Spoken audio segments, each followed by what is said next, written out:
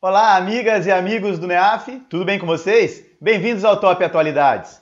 Semana de 30 de janeiro a 5 de fevereiro de 2022. Vamos dar uma olhada no nosso Mural de Notícias. China e Rússia anunciam parceria sem limites.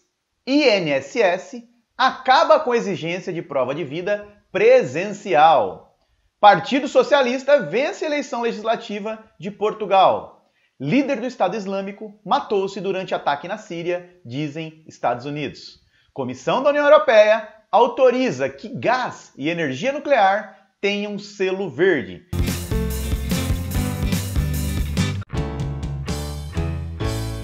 Como é tradição no Top Atualidades, temos a nossa notícia de destaque.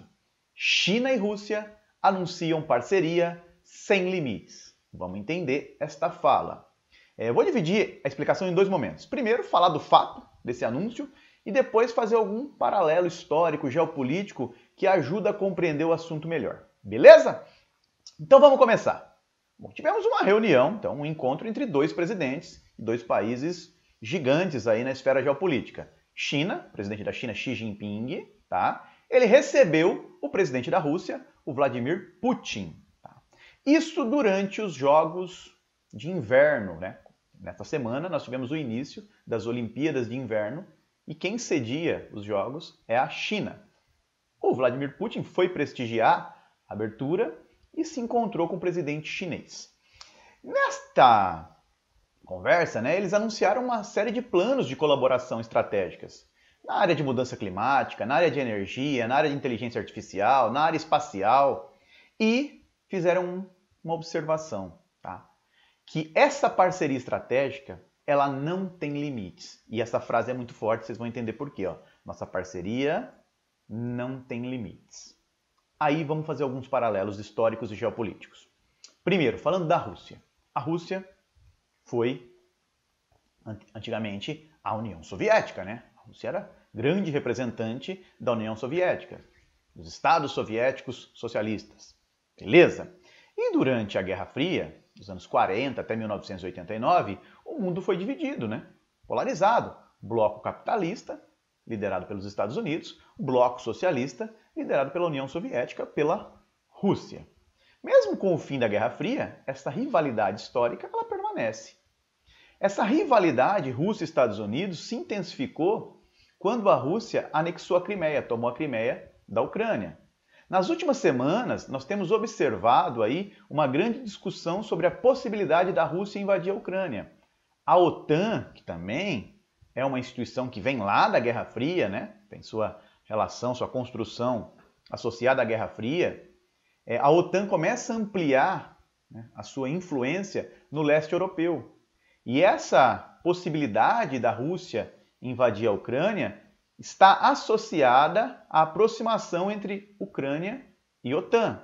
Então há uma rivalidade aí grande entre Rússia e Estados Unidos, entre Rússia e o Ocidente, e essa tensão se intensificou nas últimas semanas, podemos falar até nos últimos anos. Beleza? Então essa é a relação Rússia-Ocidente, Rússia-Estados Unidos. China agora. China, pelo menos nos últimos 5 anos, vem marcando aí no cenário econômico mundial uma rivalidade com os Estados Unidos.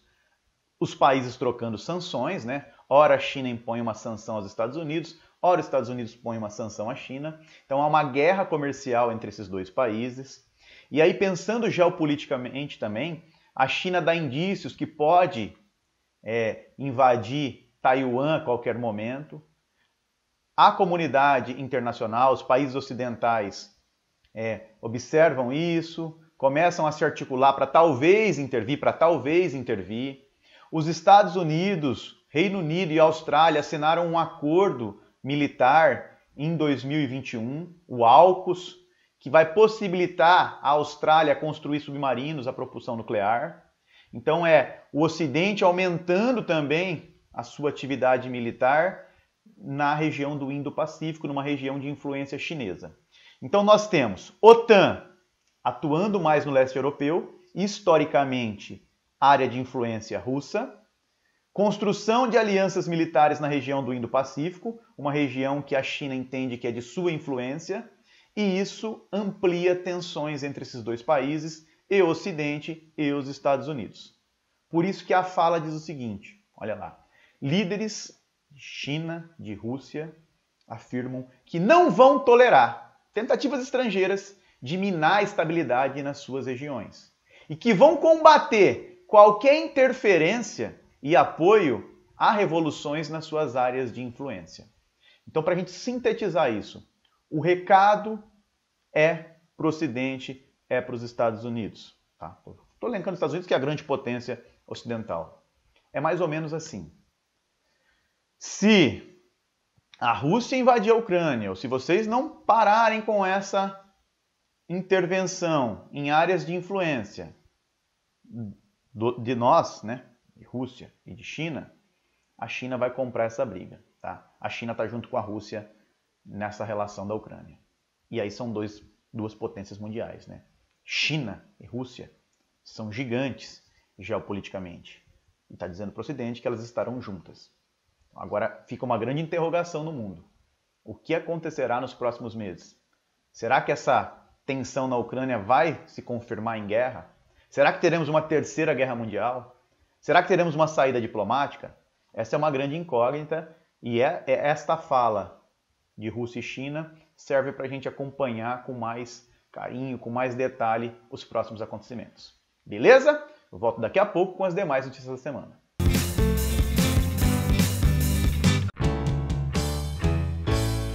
Pessoal, dando continuidade ao Top Atualidades, eu trago agora uma questão de política nacional, de economia de forma geral.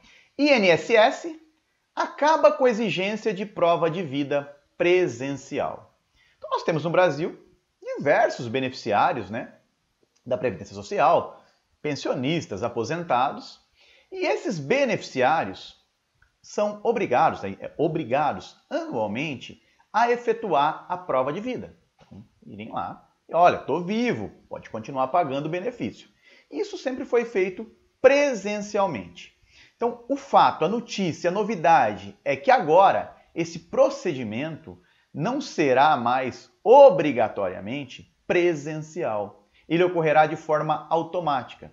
Então, o governo, através do cruzamento de uma série de dados, né, de plataformas do Estado, vai conseguir identificar se aquela pessoa está viva ou não. Então isso servirá como prova de vida. E lógico que, para casos que isso não for possível, o governo estuda outras estratégias, tá bom? Mas a mudança, pensando em prova de atualidades, vamos lá. Mudança é que a prova de vida não é mais obrigatória de forma presencial. Cuidado com uma pegadinha em prova de atualidades, porque eu já imagino como que essa questão pode cair na sua prova. Perguntando característica. Vai vir o enunciado dizendo que o governo fez alterações na prova de vida para beneficiários do INSS e vai perguntar para você o que é verdade sobre essa mudança. E a verdade é que ela não será mais presencial, não mais obrigatoriamente presencial. Continua obrigatória a prova de vida, tá? E aí que tá a pegadinha. Imagina a questão, a prova de vida não é mais obrigatória. A pessoa fala, vi isso em algum lugar. Marca. Não. Continua obrigatório, é um procedimento, mas agora será feito de forma automática. Acabou com a exigência, acabou com a exigência presencial. Suave, galera? Isso tem uma cara de prova de atualidades. A medida deve beneficiar cerca de 36 milhões de pessoas no país. O tema tem relação com Previdência Social, com prova de vida, sugestão de leitura. Entenda as mudanças na prova de vida para aposentados e pensionistas do INSS. Agora vamos falar de política internacional. Também uma questão com muita cara. Você vai prestar VUNESP? Se você for prestar VUNESP, isso tem muita cara de VUNESP. Partido Socialista vence a eleição legislativa de Portugal. Então vamos voltar para 2021. Em 2021, o parlamento português não aprovou o orçamento para 2022. Diante desse impasse, o presidente de Portugal antecipou eleições legislativas para fevereiro de 2022, janeiro, fevereiro de 2022.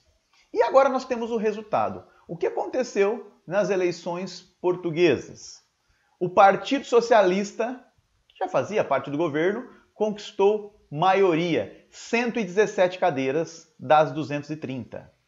Isso vai permitir que ele não realize coalizão com nenhum outro partido para conseguir aprovar uma série de medidas. Então, Partido Socialista, 117 das 230 cadeiras, maioria absoluta. Em segundo lugar, o Partido Social Democrata, que é um partido de centro-direita. E chamo atenção para a terceira força nesse parlamento português, que é o Chega.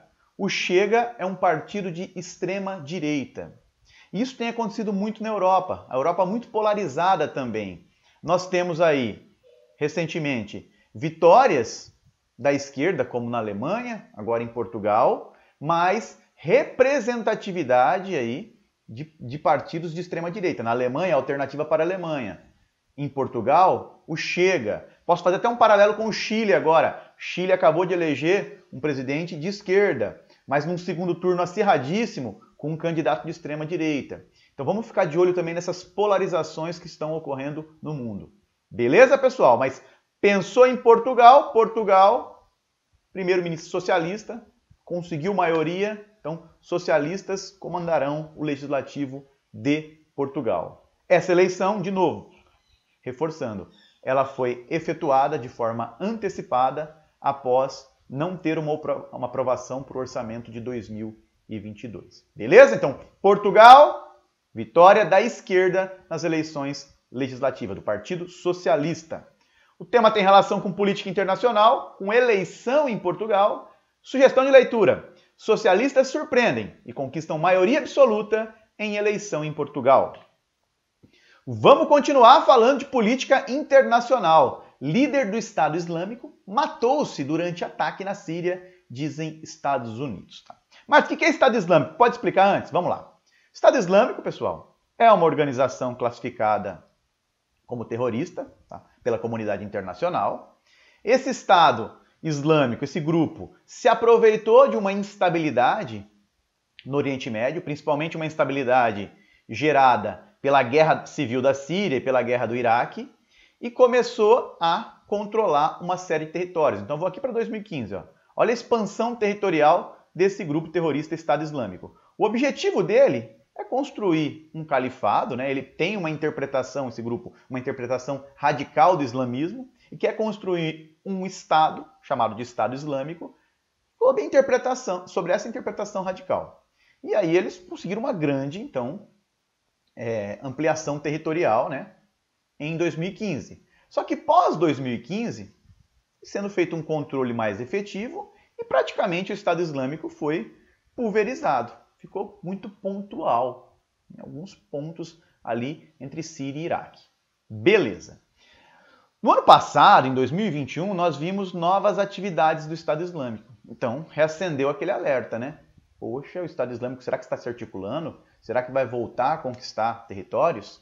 E aí nós temos esse fato. Uma operação americana culminou com a morte do atual líder, do grande líder do Estado Islâmico. Vou tentar falar o nome dele aqui, tá? Abu Ibrahim al-Quraish. Tá? Então ele morreu. Na verdade, não foi os Estados Unidos que matou ele diretamente. Conforme o cerco foi se fechando, ele explodiu a si mesmo, em membros do grupo, tá? Num andar de um prédio. Essa operação americana também a gente precisa fazer uma evidência. Matou civis, matou crianças, matou mulheres. Nenhum soldado americano, nenhum americano foi atingido pela operação, mas civis foram. Então é um destaque que a gente não pode deixar passar em branco. Beleza? Mas como isso pode aparecer na minha prova? A primeira questão, a mais simples possível, seria o seguinte. Vem um enunciado dizendo que os Estados Unidos, né, anunciaram a morte de um líder de um grupo terrorista e perguntar, esse cara aí, esse líder, era de qual grupo? Aí vai ter lá Al-Qaeda, Boko Haram, então do Estado Islâmico, beleza? Ei, se cair isso, Estado Islâmico. De boa? Segunda questão, pode perguntar o país em que este líder do Estado Islâmico foi morto, ou matou-se, né, melhor, na Síria. Beleza, galera? Então essas duas possibilidades de questões. O tema tem relação com o Estado Islâmico e com terrorismo. Sugestão de leitura? Como o Estado Islâmico conseguiu se reerguer e voltar a atacar? Entenda. E por fim, a última notícia da semana, a Comissão da União Europeia autoriza que gás e energia nuclear tenham um selo verde, tá? Então, isso foi aprovado por uma comissão da União Europeia. Vai passar pelo Parlamento Europeu para ser discutido, possivelmente deve ser aprovado, tá, pessoal? E aí, o que tem de polêmica nesse reconhecimento? Energia nuclear e gás natural não são energias renováveis, tá? Elas não são como energia solar, como energia eólica, renováveis. Tá? Então elas são limitadas. E ambas possuem aí efeitos potenciais para realizarem adversidades no ambiente. Vou começar com a nuclear. A energia nuclear, apesar dela não liberar diretamente gases que provocam efeito estufa, tá? Diretamente não libera gases, ela é um tipo de estrutura que pode, a gente já viu casos no mundo, gerar acidentes com consequências aí imprevisíveis, né? Com consequências terríveis. Vamos lembrar de Chernobyl, por exemplo.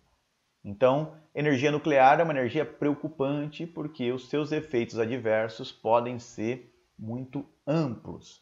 Um outro problema da energia nuclear são os rejeitos, né? Esses rejeitos nucleares eles têm que ser depositados em algum local e isso sempre gera uma certa tensão, o risco dessa radioatividade. E aí, o que a Comissão da União Europeia entende sobre a energia nuclear? Dá para receber o selo verde, tá? Se forem adotadas as melhores tecnologias e planos de depósito de rejeitos. Gás natural. O gás natural não é renovável também, tá? Ele é menos poluente que o carvão e que o petróleo, quando a gente compara os dois, ele é menos poluente, mas ele também libera alguns gases na atmosfera, como o metano. Então, parte do gás natural é metano. Então, ele tem um potencial também para efeito estufa, mas menor que outros gases. E o que a União Europeia reconheceu? Então, até 2000, se o lugar for construído até 2030, e esse lugar for construído para substituir plantas de carvão e de petróleo, ele poderá receber selo verde. Muitos ambientalistas criticam esse entendimento da União Europeia. A própria Alemanha não gosta deste entendimento. Mas passou, vai receber o selo verde se confirmada aí a aprovação pelo Parlamento Europeu. Então vamos ficar de olho. Mas o que cai na minha prova sobre isso? Podem perguntar para você quais fontes de energia receberão selo verde de acordo com o entendimento da União Europeia. Aí vão aparecer várias alternativas lá. Então, e aí você nunca vai falar, Márcio, gás e energia nuclear, nunca que eu vou marcar que isso recebe selo verde. Esse entendimento da Comissão da União Europeia, sim, autoriza que eles recebam. De boa? O tema tem relação com energia e com sustentabilidade. Sugestão de leitura? Projeto da União Europeia planeja rotular investimentos em gás e energia nuclear como verdes. Eu volto daqui a pouco com o nosso desafio da semana.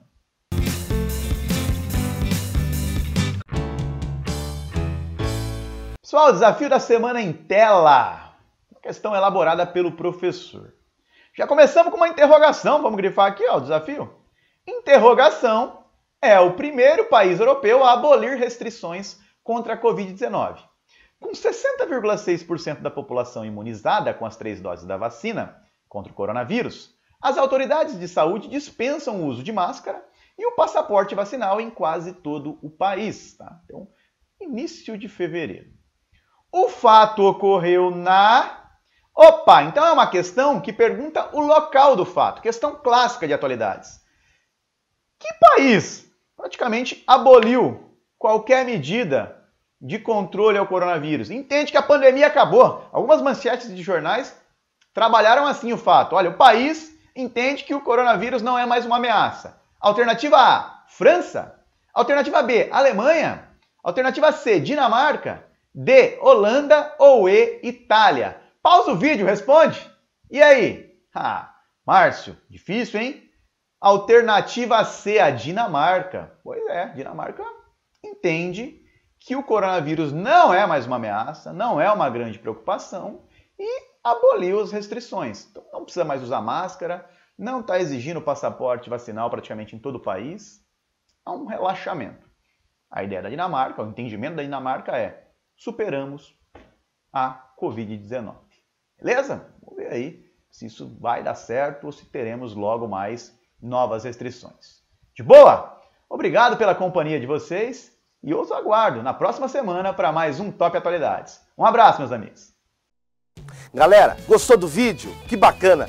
Então clica aí, né? Dá uma curtida, faz um comentário se você puder e inscreva-se no nosso canal do YouTube. E deixa lá no sininho, ao clicar, você recebe as mensagens também de notificação. Visite nosso site e conheça nossos cursos preparatórios para concursos públicos. Muito obrigado!